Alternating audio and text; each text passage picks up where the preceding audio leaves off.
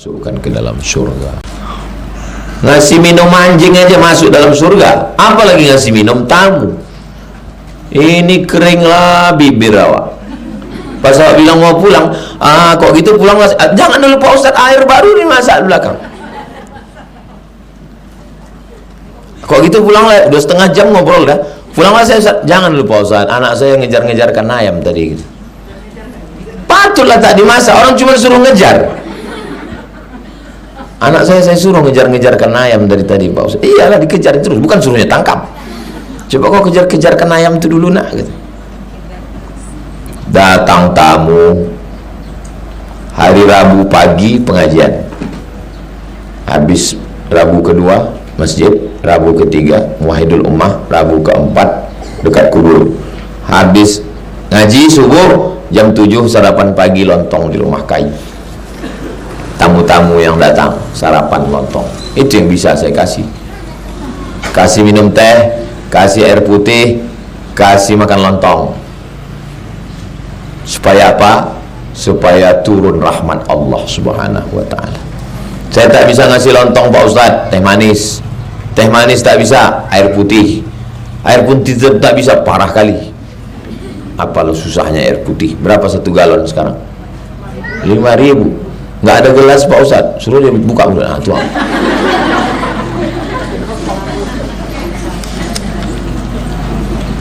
Walaupun hanya air putih, bilang sama dia, mohon maaf ya Pak, sebetulnya kami mau ngasih teh manis, tapi sekarang ini kan banyak diabetes mellitus, sakit gula. Kata Ustaz Somad, jangan kasih orang gula, jadi kasih air putih aja. Gitu caranya untuk menutupi kekurangan kita. Sebetulnya mau kami kasih cendol, tapi santan ini kolesterol. Jadi yang bagus tuh air mineral aja Pak. Iyalah kata dia, saya pun memang banyak penyakit saya ini. Kita lanjutkan hadis 293. Wa ruwiya an Abi Hurairah, masih dari Abu Hurairah. Qala laisa shadaqatun a'zama ajran min ma'. Tidak ada sedekah yang paling besar pahalanya melebihi ma'. Apa itu ma'? Air. Pahala yang paling besar air. Itu maka ibu dikasih air. Saya pun dikasih air. Kalau makan bisa ditahan, tapi kalau haus, awi itu haus. Tidak ada sedekah yang paling besar, apalagi di gurun pasir Makkah Madinah. Maka kalau kita naik taksi, langsung orang taksi ngasih air. Moya. Kalau bahasa kampung kita water, air. Di Makkah, di depan rumah orang itu disediakan freezer air dingin gratis. Di Mesir, di depan rumah orang air gratis, cangkirnya dikasih rantai besi biar tak dilarikan. Jadi siapa aja minum. Pergi kami ke kampung mancing di Mesir, masuk ke sawah. Di tengah sawah tuh kami jumpa gentong dari tanah liat, tembikar besar, ada lubangnya, ditarik, ada kainnya, ditarik kain tuh keluar air. Sedang mancing panas-panas tuh minum, Allah segarnya, alhamdulillah. Rupanya orang tuh sengaja pasang situ minum. Heran kami, di tengah panas terik bisa pula dingin air itu. Kami intip dari atas, rupanya lumutnya tebal kali.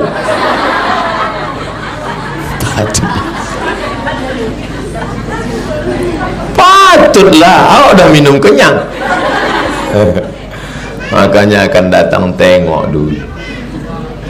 Tak pernah dicuci orang tu.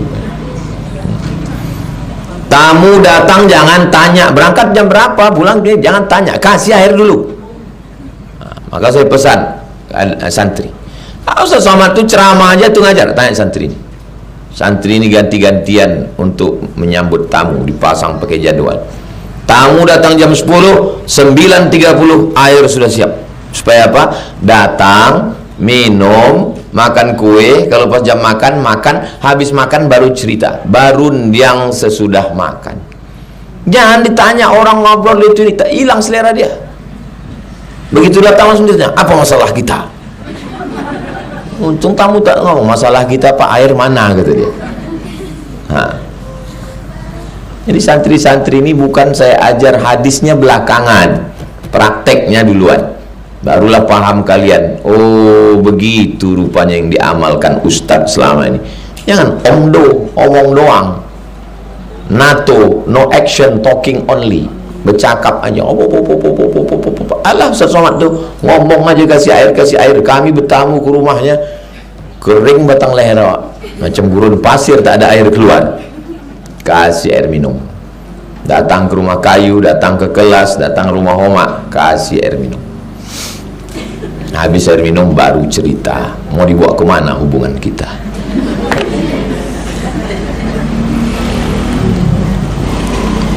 Hadis rawahul Baihaqi, diriwayatkan oleh Imam Al-Baihaqi. Nama kitabnya As-Sunan Al-Kubra. Sunan artinya sunnah. Al-Kubra artinya besar. Sunnah yang besar, karena kitabnya besar, banyak di situ sunnah Nabi Muhammad sallallahu alaihi wasallam. Sudah selesai. Jadi makasih banyak ibu-ibu yang sudah berkontribusi pada pilkada. Mudah-mudahan Riau baldatun thayyibatun wa rabbun ghafur. 294 baldatun thayyibatun wa rabbun ghafur. 294 wa an Anasin, dari Anas. Anas ini sahabat Nabi. 10 tahun dia tinggal di rumah Nabi. Oh, betuahnya dia. 10 tahun tinggal di rumah Nabi. Radhiyallahu anhu. Anna Sa'dan, datang sahabat Nabi namanya Sa'ad. Sa'ad namanya. Sa'ad artinya bahagia. Datang Sa'ad, atan Nabiya, datang kepada Nabi. Faqala, dia berkata, ya Rasulullah, wahai Rasulullah. Kata si Sa'ad, inna ummi, apa ti ummi? Mak saya tufiyat, meninggal. Walam tusi, dia tak ada meninggalkan wasiat. Mati mak saya, tak ada meninggalkan wasiat. Afayam fa'uha an atasaddaqu anha, kalau aku bersedekah untuk emakku, apakah pahalanya sampai ke dia di kubur atau tidak? Menjawab pula jamaah ini. Ini Sa'ad bertanya ke Nabi. Sa'ad bertanya ke Nabi, dijawab sama ibu ini. Kata si Sa'ad bertanya, memang umur-umur segini lagi lucu-lucunya memang. Kata Sa'ad bertanya, ya Rasulullah, makku mati, meninggal, tak ada dia meninggalkan wasiat. Kalau aku bersedekah, pahalanya sampai apa tidak? Kata Nabi, na'am, sampai. Sedekah apa yang paling bagus? Wa alaika bil ma, sedekah air. Datang jamaah kemari, saya mau nyumbang sumur bor, Pak Ustaz. Digali sumur bor, naik air ke atas, coklat, kuning semua WC itu. Sangka orang tuh santri jorok. Santri bersih, satu hari membersihkan WC 2 kali. Air tuh kuning, gambut ini di bawah. Air gambut ini beda sama Tenayan, air gunung, bukit, pasir. Ini kak panam ke sana, ini gambut. Makanya nanas bagus. Air gambut berminyak dia. Saya ini agak hitam, saya kena air gambut. Datanglah jamaah ngasih mesin filter. Saya ngasih filter Ustadz supaya disaring. Disaring. Sekarang anak santri udah minum air filter kan, dapat satu dirigen satu orang, bersih. Sudah dimasukkan ke dalam botol, tapi baru untuk intern, belum ke masyarakat umum, turis air. Jadi paling bagus sedekah air. Saya jalan-jalan sama emak saya waktu masih kecil, dibawa emak saya jalan ke tepi sawah. Sampai di tepi sawah tuh ada perigi, tahu perigi? Sumur batu. Airnya bening, nampak dasarnya ke bawah. Kata emak saya, ini perigi atuk kau dulu buat. Atuk kau bawa kap sumur supaya keliling masyarakat minum, mengalir pahalanya. Tiba-tiba kemarin pas saya sedang duduk-duduk, tak ada angin, tak ada hujan, teringat saya sumur itu. ke siapalah tanahnya itu sekarang. Jangan-jangan udah ditumpat orang, berarti putus pahalanya. Nanti panjang umur sehat badan, saya mau pulang, saya mau cari sumur itu.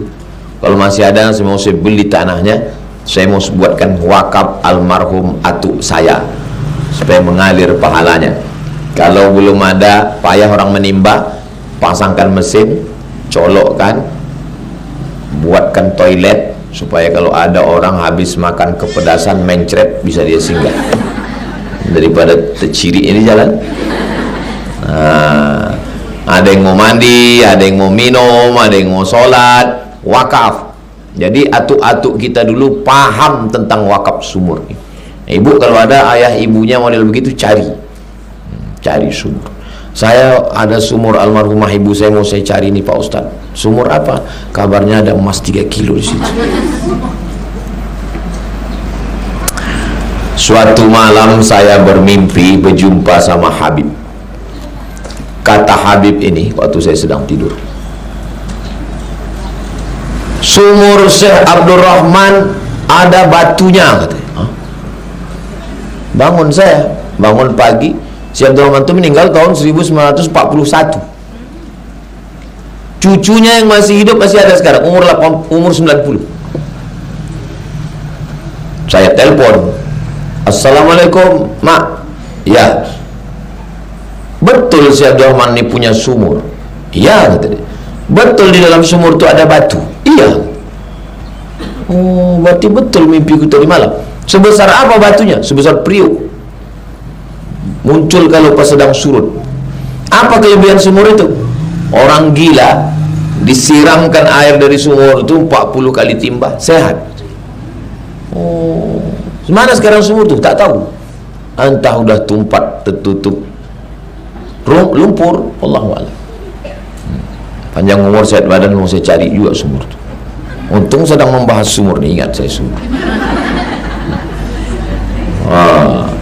Jadi mimpi ini banyak kadang kita tak masuk akal hidup. Nampak kita. Tadi pas azan, Allahu Akbar, Allahu Akbar, azan. Tiba-tiba tertidur saya di samping mimbar Jumat itu. Kalau tidur, kalau nggak bergeser tempat duduk tak batal, walaupun keluar air liur tak batal. Selama tidak menyandar ke belakang, tak telungkup ke depan. Tapi kalau telungkup batal. Kenapa? Keluar angin. Selama tak bergeser tempat duduk tak batal. Jadi pas sedang duduk, bukan mimpi. Kalau mimpi kan tidur lelap, antara tidur sama jaga. Nampak saya laki-laki 2 orang berjubah salaman. Habis salaman dia cipika-cipiki, habis itu diginikan matanya. 2 orang laki-laki berjubah salaman, cipika-cipiki, habis itu diginikan matanya. Terbangun saya, terkejut. Diginikan matanya ke saya, terkejut saya. Saya WA kawan saya, aku bilang, aku tadi di masjid itu nampak aku laki-laki 2 orang berjubah, cipika-cipiki, di peluknya, habis itu diginikannya. Di kampung kami sekarang sedang ada acara sumpah. Sumpah apa? 2 orang sedang dituduh. Oh, itu nampak aku tadi. Kadang kalau pas signal lagi bagus, mau dia nampak. Ini pas lagi sedang bagus-bagusnya ini. Bisa dia datang melalui mimpi, bisa datang melalui penampakan. Tapi dia bisa di request, nggak bisa dipesan sebelum tidur. Penampakan, nggak mau dia. Kadang kita tak teringat, mau dia datang. Pas kita nggak ada kemauan, mau dia. Dan itu tak perlu dicari-cari. Yang pulak balik dari sini, cari, datanglah, datang, tak perlu. Nah, jadi yang paling bagus adalah sumur. Maka di sana ada sumur bor, di situ sumur bor. Ini nanti dibangun kelas 4 lantai supaya anak-anak bisa belajar. Ibu lewat situ bacakan Al-Fatihah.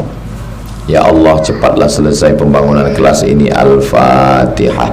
Bismillahirrahmanirrahim. Alhamdulillahirabbil alamin arrahmanir rahim maliki yaumiddin iyyaka na'budu wa iyyaka nasta'in ihdinas siratal mustaqim siratal ladzina an'amta 'alaihim ghairil maghdubi 'alaihim waladdallin. Amin. Gitu bacanya. Banyak juga orang saya tengok asal Al-Fatihah Allah macam dapat bakwan panas. Baca Al-Fatihah itu pelan-pelan, jelas bunyinya. Betul, banyak orang gitu kan? Betul-betul baca Al-Fatihah itu bukan macam mendapat tempe mendoan panas. Ada